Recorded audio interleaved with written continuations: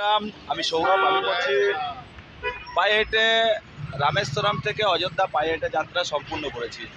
আর এখন আমি আছি 132তম দিনে ঝাড়খণ্ডের এই জায়গাটার নাম ফুলগো। দেখতে পাচ্ছ এটা হচ্ছে টোল প্লাজা আছে। আর টোল প্লাজায় আমি আমার বাংলার একজন ভাইয়ের সাথে পরিচয় হয়ে গেল। ভাইয়ের নাম কি? বাপন না? বাপন, লালগোলা বাড়ি। যাক, রথ টানার জন্যে বহুজনকে পেয়ে গেলাম।